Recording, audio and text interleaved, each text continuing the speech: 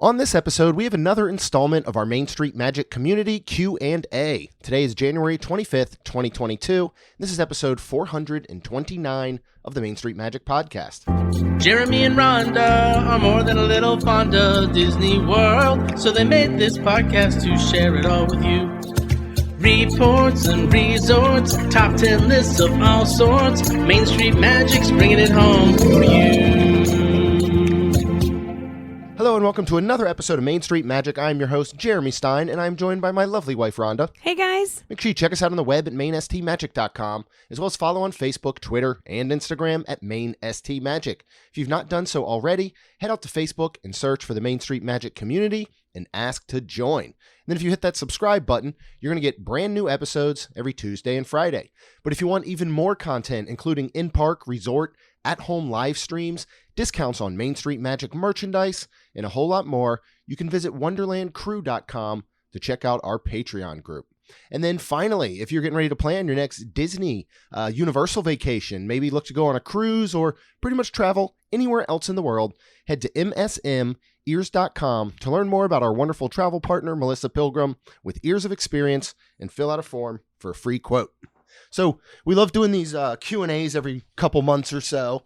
Mm-hmm. And so we put out in the Main Street Magic community, ask any questions, Disney related, Universal related, podcast, life, whatever. And we had about 20 or so great questions. So we're going to put this into two different episodes. One today, technically it's our 7th one, will come out Friday, but it'll be kind of part 2 of this week's or this month's series, I guess, of Q&As. Sound good? Okay. So sure. We're gonna get into these. We've only quickly glanced at these just to kind of have a little idea of what we're up against. Mm-hmm. But first, from Danielle, says, "What is your perfect Universal day? Must do rides, snacks, and a meal. What are your must do rides at Universal?" Well, I love Escape from Gringotts. Yeah, I would probably say that's one of my favorites. Yeah. I mean, I like, I'll ride Velocicoaster and stuff with you, but I don't know. I think just I just love that whole. Yeah. I mean, it tells such ride. a great story, and it's, it's not your standard coaster. Not that Velocicoaster is your standard coaster, but I mean, for me, Gringotts, I think, is on my list. I should say, what is yours? Yeah. I mean, Hagrid's Velocicoaster, Oh, Hagrid's too. Hitting a couple of those big ones. And I mean, outside of even rides, is just enjoying, like, love the Wizarding World. We always stop in to the Hogs Mead and get a drink, and and just like just those things, just kind of even outside of attractions, is just enjoying the surroundings and walking through and visiting some of our places like Finnegan's for a drink or things like that. And as a meal, I would say actually one of the Harry Potter places, either Hogsmeade or the other one. Oh my goodness. Yeah, 3 broomsticks. Yes, because we have eaten there, and they're good. They're good food. Yeah, I mean, for a snack, I would say the jacket potato. Yes, 100%. So golly, that puts us almost completely right. I know, we're really hitting all of Wizarding World for the most part. Those jacket potatoes outside of Diagon Alley, they are so good. There's a shepherd's pie one that's really good. Yep. Even just a standard loaded one, very, very shareable, because this is a huge potato just stuffed with filling. Yep. And then, for my meal, I like any of those in the Wizarding World, but I'm probably going to exit and go hit something up on City Walk. I'm going to save Mythos. that. Okay. If we want to stick inside the park, I really want to go back true. to Mythos. That's true. Because I started saying I was going to save that because when you said we glanced over these. Yes. That just popped in my head too. So I'm going to stick in the park, and that's why I'm going to. Yes, but Mythos is a very good one. Would be perfect for the sit down. Yes. Their lamb burger was outstanding there. The octopus salad is one of the few octopus I actually really liked that Michael and I had. So no thanks.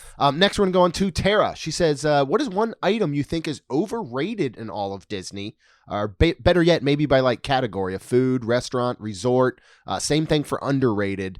Or she's basically saying, like, what's maybe an unpopular Disney opinion or Universal opinion that you think we have? For example, Tara does not like Dole Whips. I agree, Tara. Overrated, I'm going to say turkey leg. Oh, yeah. I think it's the most overrated food item in all of Walt Disney World, potentially.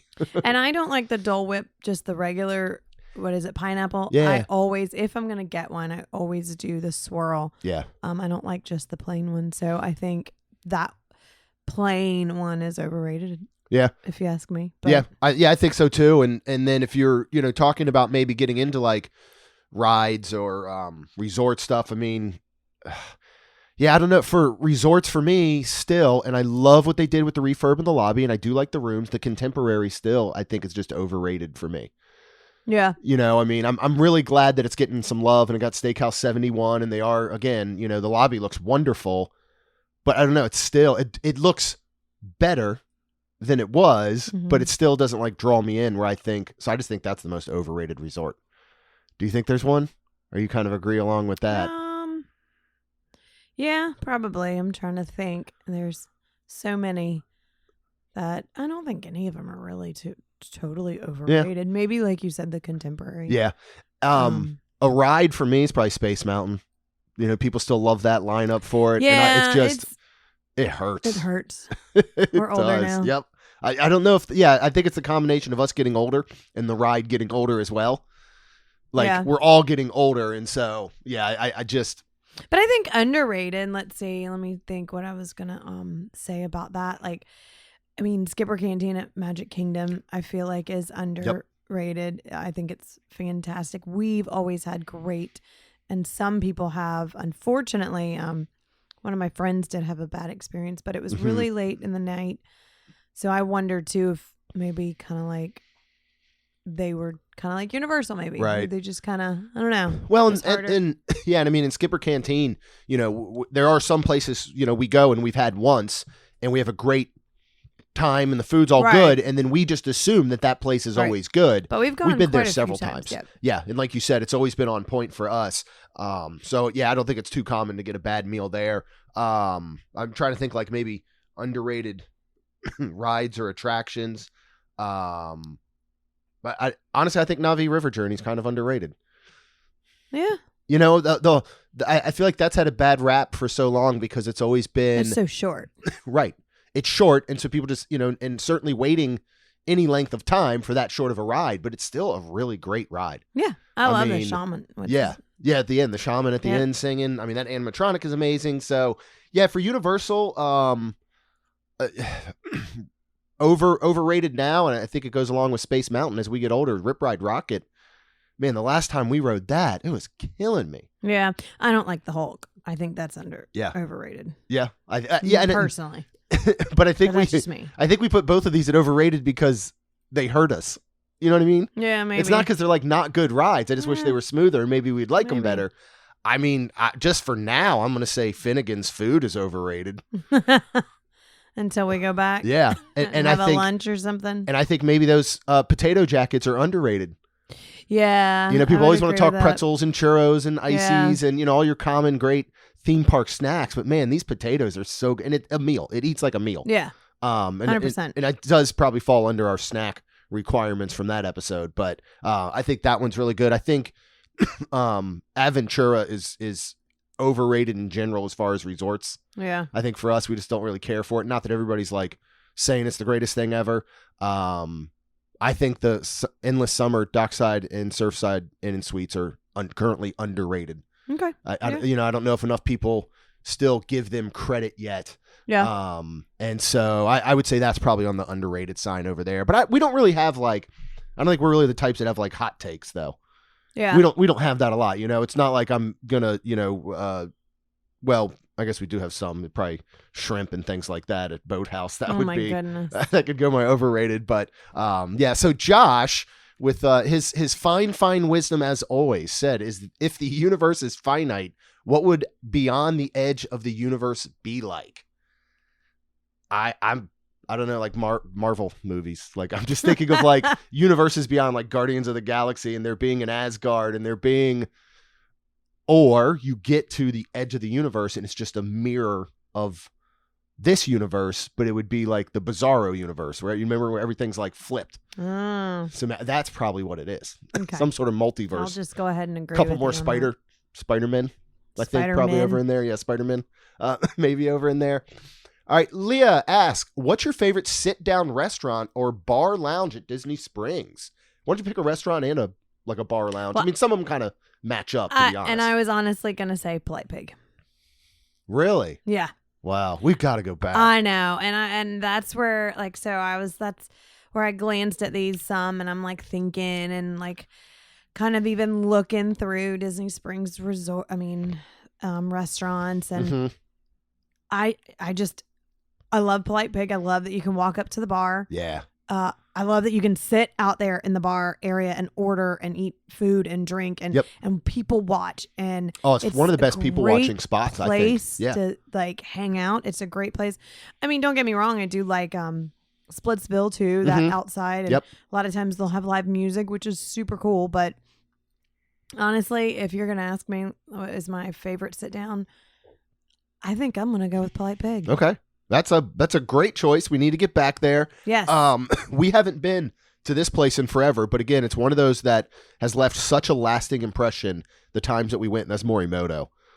Like, that's another one we really we got to find a time to go back. I mean, we've dined there a couple times. It's always been absolutely outstanding.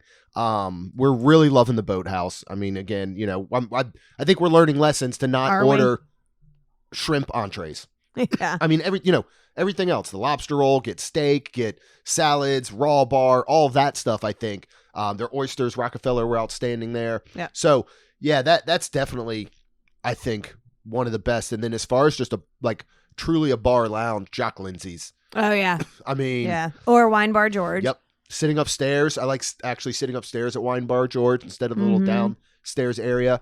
You can get the flaming cheese. Mm-hmm. That's so freaking good. Yeah. So yeah, I mean, I think those are the spots. I do wish that. Well, it's a lot of the outdoor areas. Stargazers is a great bar lounge area. Okay. Right, like you said, Splitsville outside there, I think is perfect. Wine Bar George, even Paddlefish up on the roof. Yeah. There's a bar and there's seating area that you can relax, get drinks, get some food. Highly underrated. Something I feel like people don't even know it exists. Yeah. Moving on next to Allison, she asked if you could add one Disney IP to Walt Disney World that doesn't already exist in the parks, what would it be? What type of experience would you want it to be? Dining, ride, hotel, show, etc. What is an IP not being used in the park, or maybe not being used enough? Well, I started to say technically yours is correct. Mine, I would like, so you've got the tangled bathrooms and the lanterns there. I would like to see back behind the bathrooms open up and there be maybe a tangled ride or a show or the Snuggly Duckling for the dining. If you've heard when this is what birthed Theme Park Shuffle with myself, David, and Logan. Is we originally were doing our Magic Kingdom bars here on the Main Street Magic feed. Yeah. And we had to design a bar, basically, or a lounge. And mine was the Snuggly Duckling. Yep. And I looked, at where it can fit, and stuff can all fit back there. Behind the bathrooms. Yeah. Seriously? There's space that they could make back there. I think a dark water ride would be amazing. With the floating lanterns and everything. Yeah. I think that would be perfect. For me, one that is not used at all is the Emperor's New Groove. Oh, yeah. I think. Where would you put it? I don't know. I just would put anything anywhere for that. I think we have a question later about the World Showcase that I can probably dive a bit more into that. I'm always going to want more Princess and the Frog. We're getting that with Splash Mountain. Right. So I hope that much of that area will be converted a bit.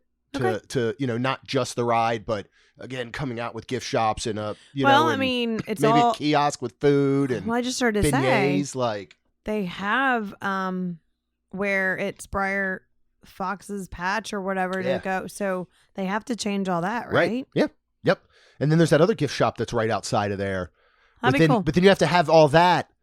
It's still an interesting choice. You still have to have all that then theme into the rest of Frontierland and Big Thunder Mountain, which is off. The time period and everything is way off. This almost would have been better over.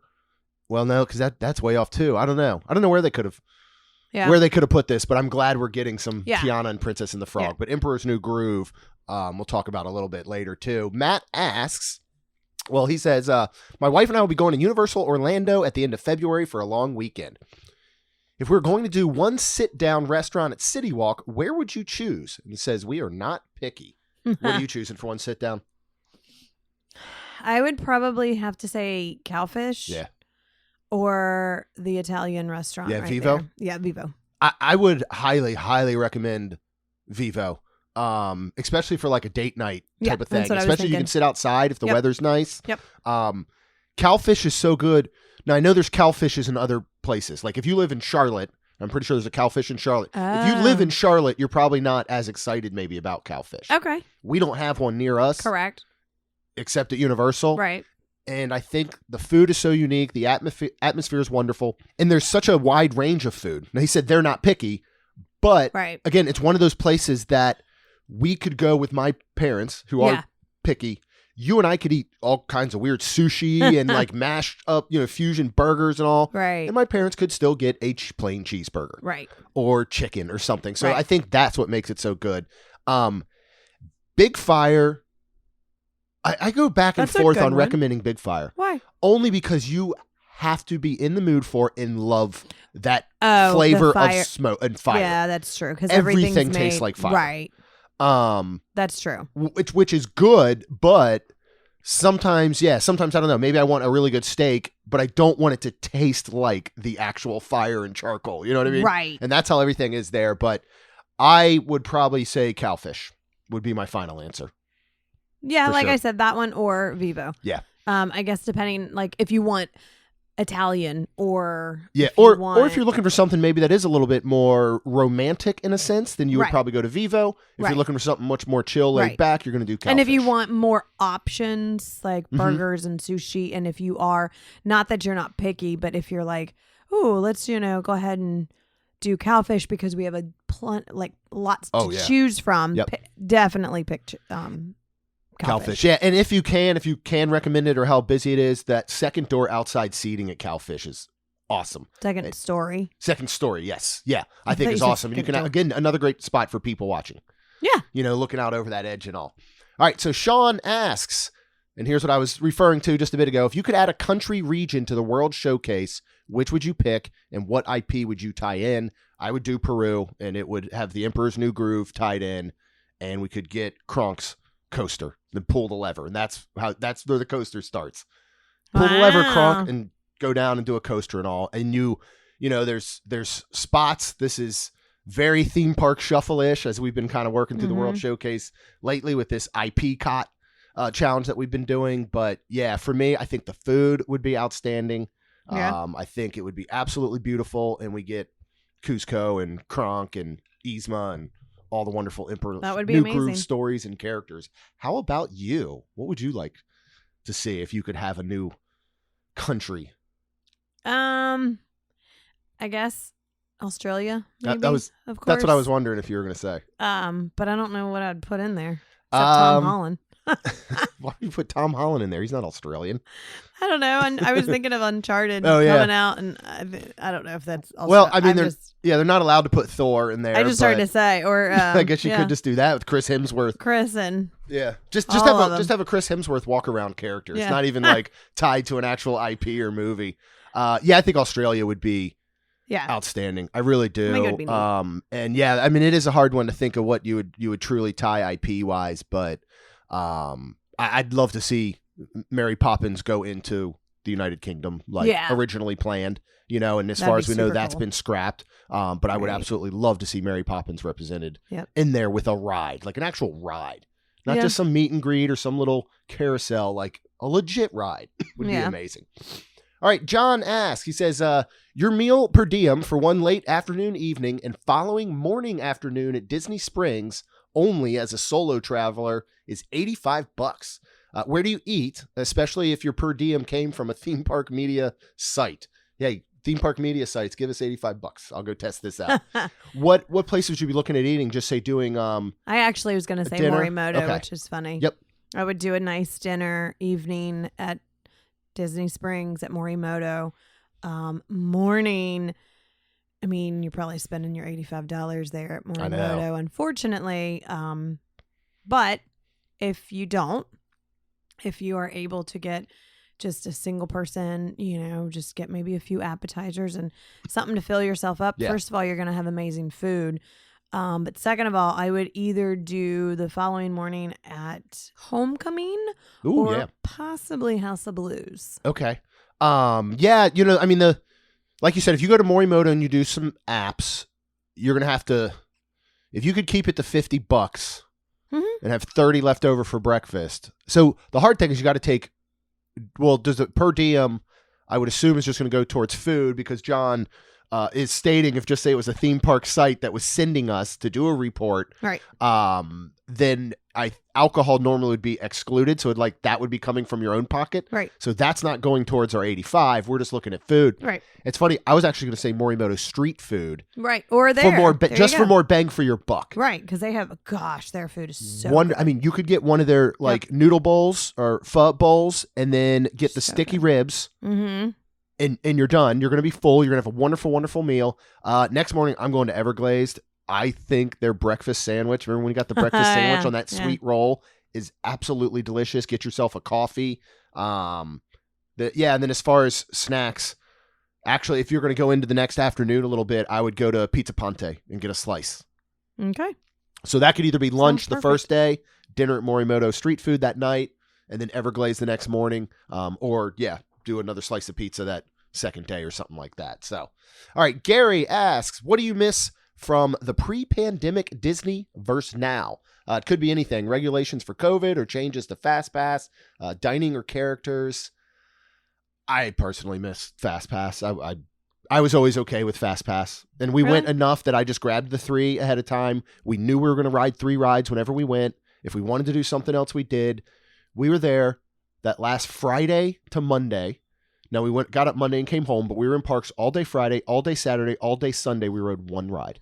And I didn't ride any. Because we just, and not like we were walking up to a bunch of rides going, nope, too long. We weren't even looking at them. Right. We don't tend to do rides as much anymore. So yeah, but if we had 3 fast passes each of those days, we'd have done 3 rides each day, I think. Yep. I miss the Hoop-Dee-Doo review and Spirit of Aloha, which we'll be back at some point. Yes. But we still don't know when. Right. So I'm still considering that is something I miss from pre-pandemic Disney. What are some changes that maybe you like? What do you miss? What maybe are some changes you're like, all right, let's not do this there anymore. were some changes that I did like, but then they ex-nate them. I know. My favorite was the parking, where they would skip a parking, but then they'd fill it back in later. Yeah. So I wish they would still do that. I wish they would too, because you're still filling in the cars. Yeah. So it's just fantastic because you don't have to worry about, if you're trying to get out, you don't have to worry about anything like a car being next to you or somebody hitting your car or on people that don't pay attention. Right. I know.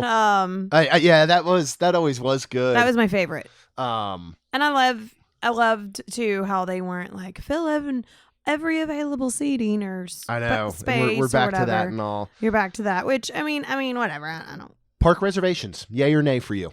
Oh, I don't care. Because you don't do them. No, correct. Really. So then I guess they'd be a no for you. Honestly, I still don't mind them.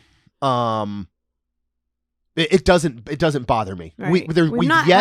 We've yet to have an issue getting a park reservation for a day that we wanted. Right. More so for me is the after 2 p.m. hopping that I'm a thumbs down.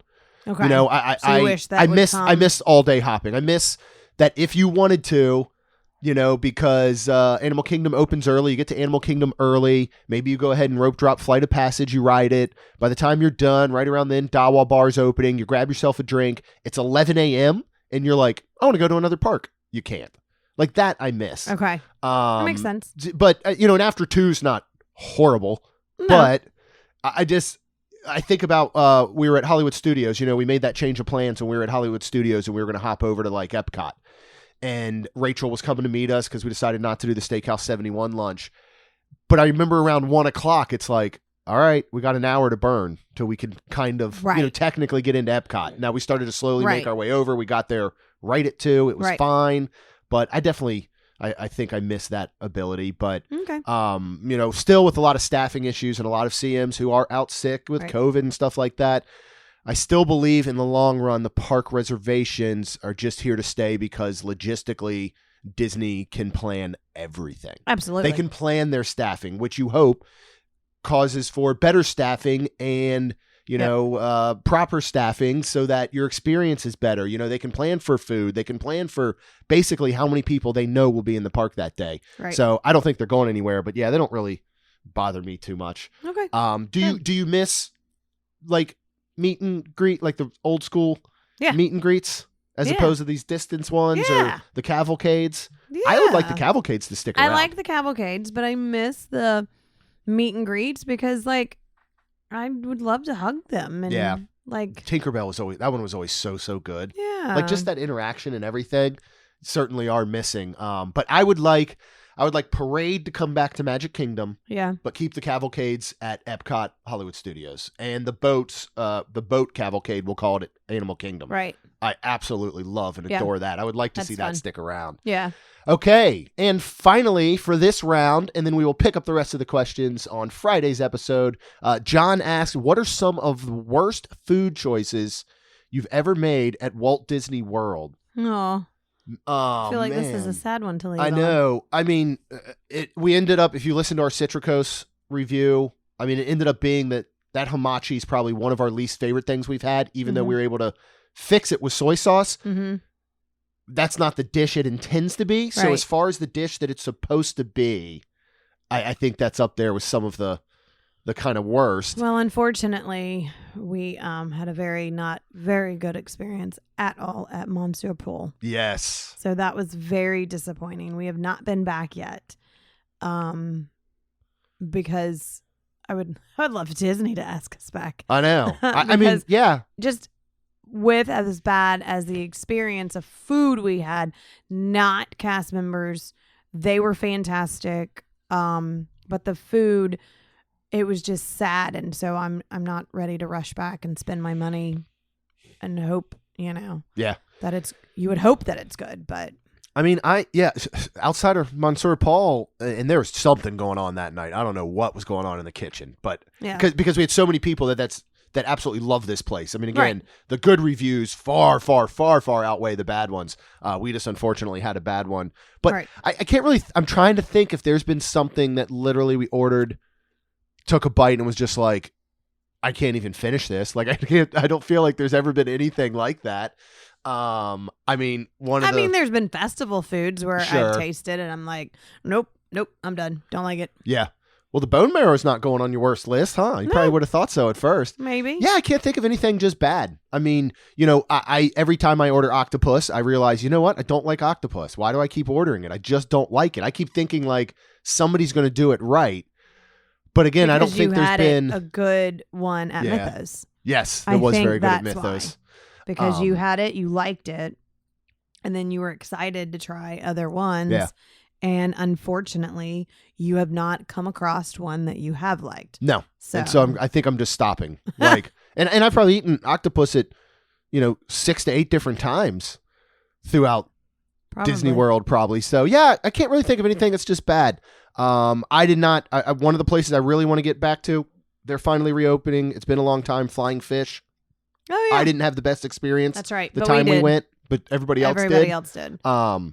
I mean, that's where too, like sometimes I felt like you just, not that you're too picky, but you just know food so well. Yeah. Whereas I don't, but. And do you remember the dish I had octopus in it at Flying Fish? Did it? Yep. Yeah. It was it was like I think it had like shrimp and octopus and some other stuff. And remember we got that shrimp cocktail, and I think it was like 6 shrimp for I don't even know how much, for like $20 or something ridiculous, that it came out to like $1.50 or $2 a shrimp, and they weren't like even that big. So me and shrimp just apparently don't get along at restaurants. But yeah, so nothing really that I would say are bad choices. We've never had really bad food outside of the full almost beginning to end experience at Monsieur Paul just wasn't good. The bread was excellent. I do remember that part. Yeah. And that was about it. That's And I think sad, we got soup though. or something. Yep. Like we almost need to go. I want to go back and listen to that episode again. But thank you everyone so much for the questions. We truly, truly appreciate it.